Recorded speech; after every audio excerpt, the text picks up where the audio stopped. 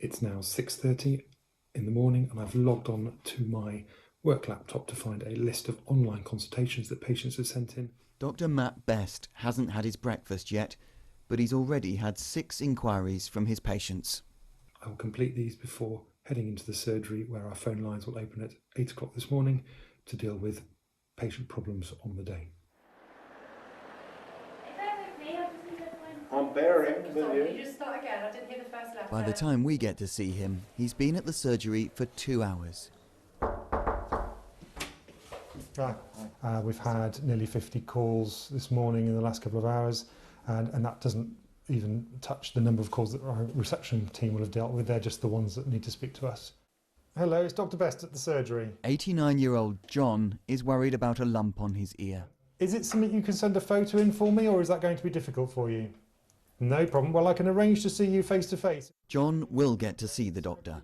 At this surgery in Yelverton, just under half of their phone and online consultations result in patients being asked to come in for a face-to-face appointment.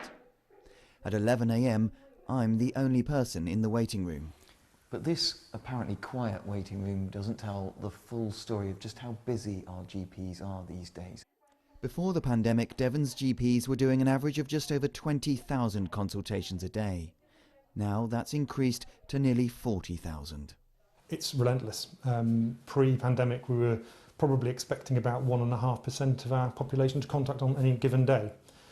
That's now risen to over 3%. So it's a doubling effect in the pandemic, and we don't have double the workforce. How long do you normally get for lunch? As a surgery, we try and meet for about 20 minutes, half an hour. During a short lunch break, Matt tells us about the moment last year when he could no longer cope. I burnt out. 6 weeks off work because the amount of clinical demand and the pressure was just too much at the time. He found himself administering 500 flu vaccines at the end of an already long week. It was the straw that broke the camel's back. You know, I was working 50, 60, 70-hour weeks prior to then, and this was another thing. This was on a Saturday, so I spent 12 hours that Saturday doing vaccinations, and I just was in pieces, I must say, Sunday morning. A lump on the top of the ear. 2 p.m, and 89-year-old John is here for his appointment. What did you find behind John's ear? On the top of his ear, John's got a skin lesion which potentially could be skin cancer. And you couldn't have picked that up through a virtual consultation? It would have been more difficult. By the time he leaves the surgery, Matt would have completed nearly 70 consultations.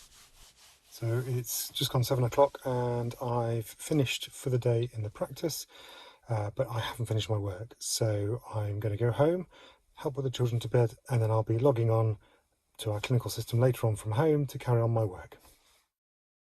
By the end of his day, he's also dealt with 200 medication requests and test results, and more than 20 letters from hospitals. It's now 10 o'clock at night.